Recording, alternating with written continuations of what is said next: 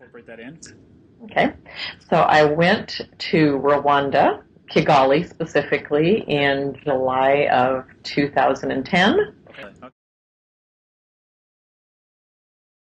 And Lee Buchanan, who is one of the co-founders of Go the Second Mile, Yeah.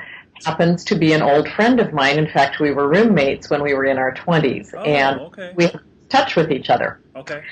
So thanks to Facebook, we found each other, and I found Go the Second Mile, which Oh, is a good. group Okay. that takes you traveling. Right.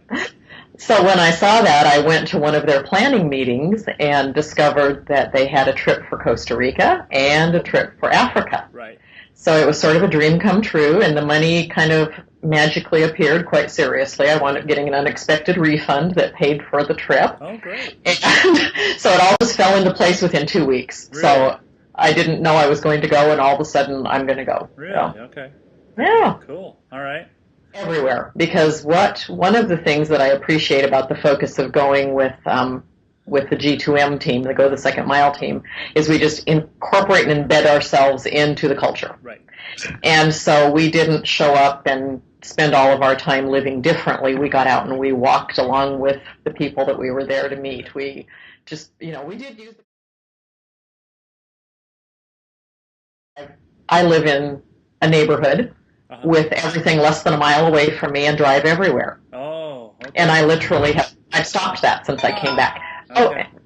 That I'm home. Every time I go to buy something or do something, I'll think, do I really need that? Because that would buy an entire year of medical care, or that would buy, and it's impacted every spending decision I make now. Sure.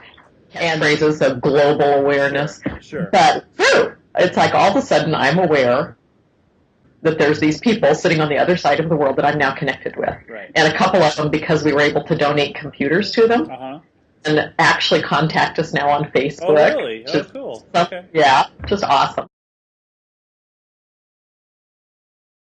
Especially whether it be the Africa trip, the Costa Rica is a fabulous starter trip, especially if you have teenage kids. Okay. Wonderful trip. My daughter came back, again, life changed, wants to go back, wants to spend her summer volunteering there at the center. Go on a trip like that. It's back to suddenly understanding how lucky we are to live in America or in the United States. It is how much we can do and we don't realize that we can. Right. And that it doesn't they take you on a trip, the groups are small, so it's very focused. And I think if you really want to get a feel for the culture, for the people, and if you have a heart to want to give back, if you have a heart to want to help people in any capacity, whether it's building something or whether it's just sitting alongside of them and learning about their life, this would be the kind of travel experience I'd suggest. And I'm really glad I did this instead of some of the other trips I had looked at. Okay. Because this one, I got to do just that. Okay. We're walking through villages and stopping and chatting with people along the way and making connections and interacting. And